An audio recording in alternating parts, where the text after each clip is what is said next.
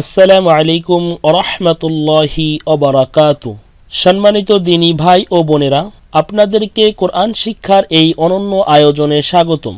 পূর্বের ক্লাস ভিডিওর ধারাবাহিকতায় আজকে যে ক্লাসটি নিয়ে এসেছি এটি হলো খাড়া জবর খাড়াজের উল্টাপেশ সম্পর্কে। তো চলুন কথা না বাড়িয়ে আজকের এই ক্লাসটি শুরু করা যাক।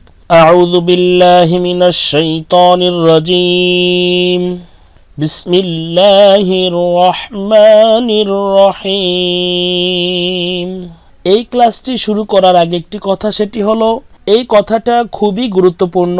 আমরা জানি কোথায় টান দিতে হবে, কোথায় টান দিতে হবে না, এটা নিয়ে আমরা অনেক সময় অনেক দ্বিধাদ্বন্দ্বে পড়ে যাই। তো যখন কোনো হরফের উপরে খাড়া জবর অথবা খাড়াজের অথবা উল্টাপেশ হবে, তখন সেখানে এক আলিফ পরিমাণ টেনে পড়তে হবে।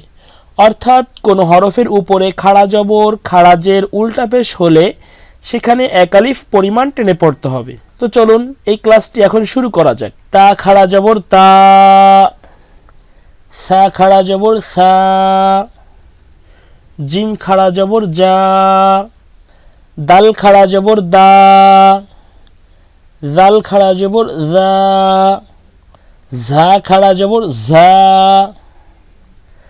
সিন খাড়া জবর সা, শিন খাড়া জবর শা, সৎ খাড়া জবর স, দত খাড়া জবর দ, ত খাড়া জবর ত, জ খাড়া জবর জ, ফা খাড়া জবর ফা, কফ খাড়া জবর ক, কাফ খাড়া জবর কা, হামজা খাড়া জবর আ, লাম খাড়া জবর লা, হা খাড়া জবর হা, ইয়া খাড়াজের ই, র খাড়াজের রি, মিম খাড়াজের মি, লাম খাড়াজের লি, ওয়াও খাড়াজের উই, নুন খাড়াজের নি, হামজা উল্টা পেশ উ,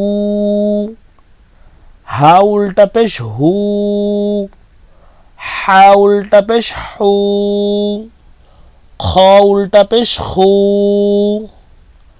আইন উল্টা পেশ উ, গইন উল্টা পেশ গু।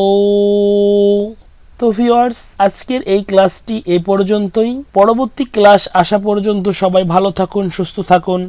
আল্লাহ তাআলার কাছে সেই দোয়াই করি। আসসালামু আলাইকুম ওয়া রাহমাতুল্লাহি ওয়া বারাকাতুহু।